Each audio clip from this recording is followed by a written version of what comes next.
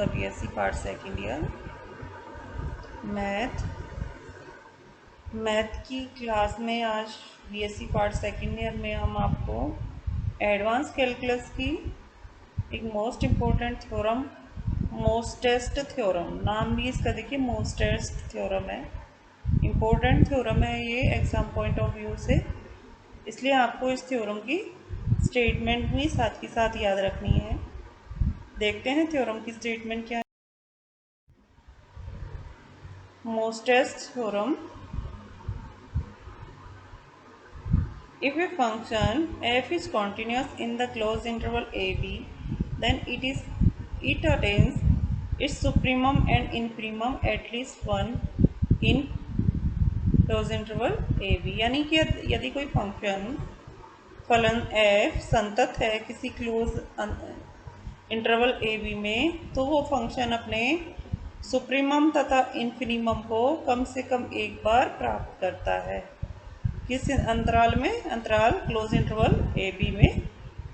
ठीक है, तो ये आपको याद रखना है। इसके प्रूफ पे चलते हैं। देखिए, आपको सबसे पहले दिमाग में ये रखना है, ध्यान रखना है कि थ्योरम में दिया क्या है और हमें प्रूफ क्या करना है। तो सबसे पहले देखते हैं थ्योरम में क्या दिया है। हमें ये दिया है कि एक फंक्शन है वो समवर्त अंतराल ए बी में संतत है, कॉन्टिन्यूस। ठीक है, एंड हमें प्रूफ क्या करना है? हमें ये प्रूफ करना है कि जो फंक्शन एफ है वो अटेन्स करेगा उसके सुप्रीमम एंड इन्फिनिमम को, यानी उसके उच्चक और निम्नक को प्राप्त करेगा, कम से कम एक बार तो प्राप्त करेगा। किस अंतराल ए बी में। ठीक है, ये हमें प्रूफ करना। तो देखते हैं, हमने इससे पहले वाले टॉपिक में बाउंडेडनेस थ्योरम पढ़ी थी कॉन्टिन्यूस फंक्शन की। वो थ्योरम क्या थी कि यदि कोई फंक्शन एफ एक्स किसी क्लोज इंटरवल ए बी में कंटिन्यूस होगा, तो वो फंक्शन उस अंतराल ए बी में बाउंडेड भी होगा, परिबद्ध होगा मतलब।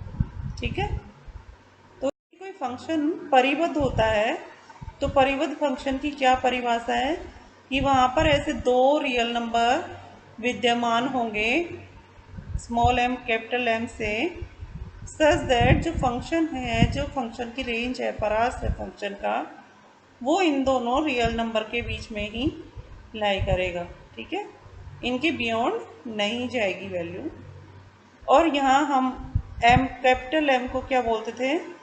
उच्चक लेते थे, एंड स्मॉल m को क्या लेते थे? निम्नक लेते थे। ठीक है, अब देखिए, अब हमें सिद्ध करना है कि समवर्त अंतराल ए बी में ऐसे दो बिंदु अल्फा और बीटा विद्यमान है कि जहाँ फलन f उच्चक और निम्नक को प्राप्त करेगा। यानी कि ऐसे कोई दो नंबर यहाँ पे मिलेंगे आपको, रियल नंबर, वास्तविक संख्याएं अल्फा और beta, such that f of alpha is equal to small m and f of beta is equal to capital M। इस प्रकार आपको ये चीज़ सिद्ध करनी है यहाँ पे। ठीक है, तो देखिए, ये थ्योरम हम मेथड ऑफ कॉन्ट्राडिक्शन यानी विरोधाभासी विधि से समझाएंगे आपको। सबसे पहले इसने सुप्रीमम यानी उच्चक के लिए प्रूफ किया है। ठीक है, तो उच्चक के लिए देखिए, मेथड ऑफ कॉन्ट्राडिक्शन से मान लेते हैं कि यदि संभव हो तो मान लीजिए जो फंक्शन है वो अंतराल क्लोज इंटरवल ए बी में किसी भी बिंदु पर उच्चक को प्राप्त नहीं करता, यानी क्लोज इंटरवल ए बी में ऐसा कोई भी पॉइंट नहीं होगा जिस पे जो फंक्शन एफ है वो अपने सुप्रीमम को प्राप्त करेगा, अटेंस करेगा। ठीक है, तो प्राप्त नहीं करता, इसका मतलब हम क्या लिखें? अर्थात किसी भी x belongs to A B, यानी किसी भी अंतराल ए बी के किसी भी बिंदु x के लिए एफ एक्स है वो m के इक्वल नहीं होगा।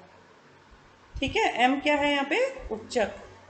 तो किसी भी x belongs to interval A B F X is not equal to m।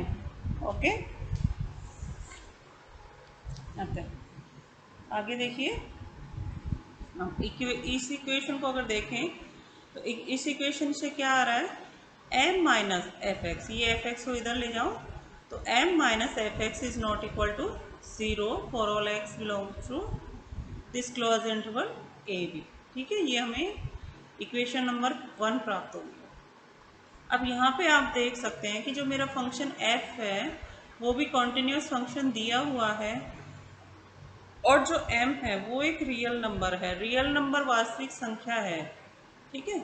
और वास्तविक संख्या, कोई भी वास्तविक संख्या ले ले, वो एक कांस्टेंट फंक्शन होता है, अचर फलन कहलाता है। ठीक है, तो देखिए m भी यहाँ पे अचर फंक्शन है। अचर फंक्शन हमेशा कॉन्टिन्यूस होते हैं, तो m कॉन्टिन्यूस फंक्शन हो गया। यहाँ पे f हमें कॉन्टिन्यूस फंक्शन दिया है, तो मैंने एलजेब्रा ऑफ बीजगणित एलजेब्रा ऑफ कॉन्टिन्यूस फंक्शन यानी संतत फलनों के बीजगणित में बताया था कि यदि दो function f and g continuous है तो उनका एडिशन, सब्ट्रैक्शन, मल्टीप्लिकेशन कॉन्टिन्यूस होगा, एंड उसका f अपॉन g भी कॉन्टिन्यूस होगा यदि g of x is not equal to 0 for all x belongs to domain D।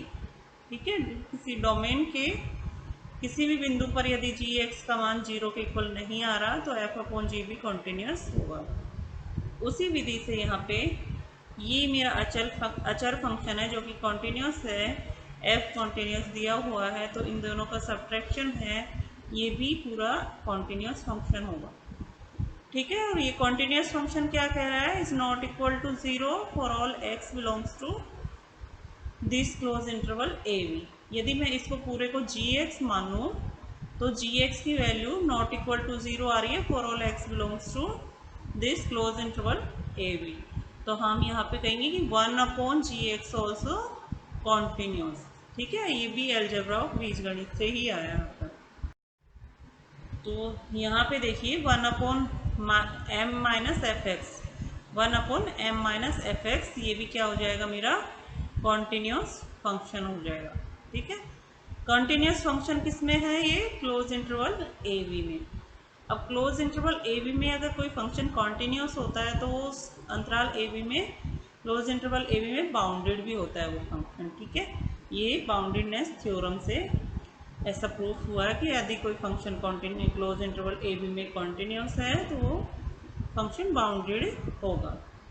तो अपने पास 1 upon M minus F X की फंक्शन बाउंडेड आ गया, तो बाउंडेड की डेफिनेशन से हमें फिर से दो रियल नंबर लेने पड़ेंगे। यहाँ पे अगेन हम कैपिटल के एंड स्मॉल के ले रहे हैं, दो रियल नंबर, सच दैट अब ये फंक्शन बाउंडेड है तो इसकी जो परास है वो इन दोनों के बीच में लाई करेगी इस प्रकार, 1 upon M minus F X less than equal to capital K and greater than equal to small K, जहाँ के क्या हो जाएगा इस फंक्शन का उच्चक एंड स्मॉल के क्या हो जाएगा इस फंक्शन का निम्नक।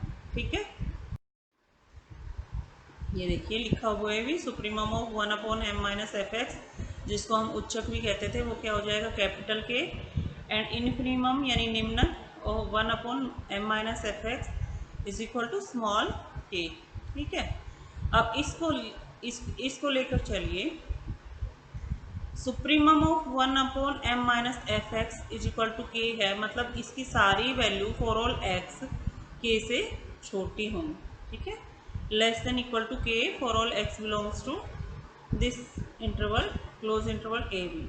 ओके, अब यहाँ देखिए इस फंक्शन की सारी वैल्यू x के लिए k से लेस देन इक्वल है, यानी k से छोटी बराबर हो सकती है। ठीक, अब इसको रेसिप्रोकल ले लो इस फंक्शन का, तो यहाँ पे इसका रेसिप्रोकल क्या आएगा, m माइनस एफ एक्स, और k का क्या आएगा 1 अपॉन के, तो m माइनस एफ एक्स ये यहाँ पे क्या था, लेस देन इक्वल टू था, यहाँ क्या हो जाएगा m minus F X greater than equal to 1 upon K, तो चिन्ह भी चेंज हो रहा है। अगर हम फंक्शन को पलट रहे हैं तो चिन्ह भी क्या हो रहा है हमारा, लेस देन इक्वल टू था वो ग्रेटर देन इक्वल टू हो जाएगा।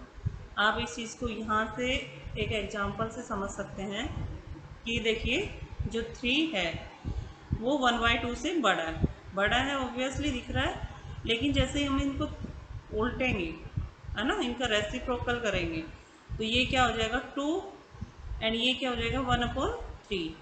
तो ये जो चिन्ह है ना लेस देन का, ये भी ग्रेटर देन में चेंज हो जाएगा, क्योंकि वैसे दिख रहा है यहाँ पे 2 क्या है ग्रेटर देन 1/3।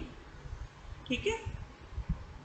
अब देखिए, अब यहाँ से फिर से अगेन देखिए आप, इधर -f(x) ही रखिए, m को इधर ले जाइए, तो m इधर जाएगा तो -m बन के जाएगा। ठीक है।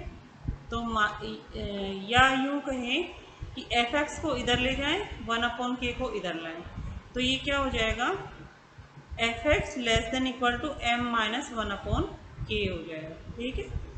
f(x) की वैल्यू क्या आ गई < m - 1/k। अब यहाँ पे गौर से देखिए इस चीज़ को, m - 1/k यानी m में से कुछ सब्ट्रैक्ट हो रहा है, तो ये पूरी वैल्यू है जो m से तो छोटी है। ठीक।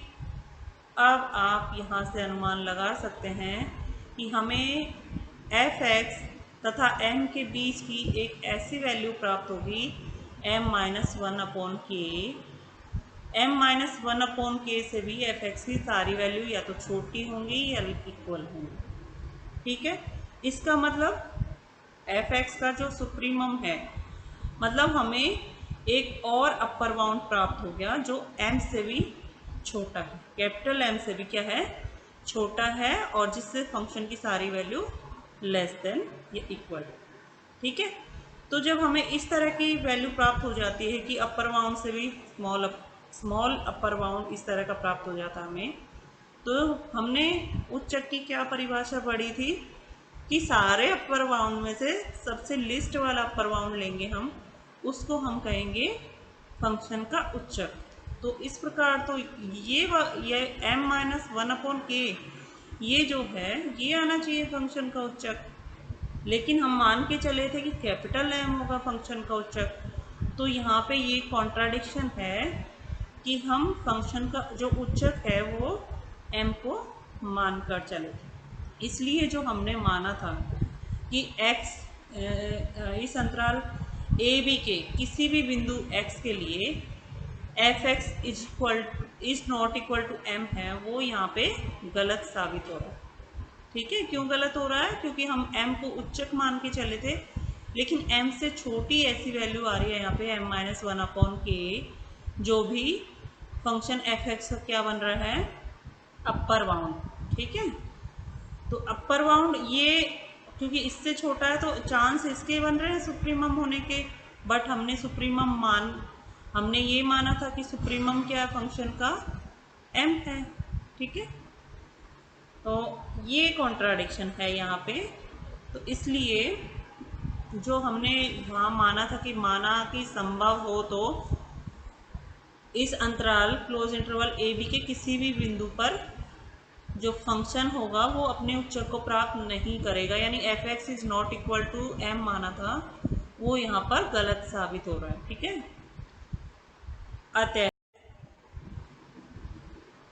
फलन f उच्चक m को प्राप्त करता है, अर्थात संवृत अंतराल a b में कम से कम एक बिंदु ऐसा होगा अल्फा जिसके लिए f(α) क्या होगा मेरा m, यानी उच्चक किसी एक पॉइंट पे फंक्शन अपने उच्चक को प्राप्त करेगा। ठीक।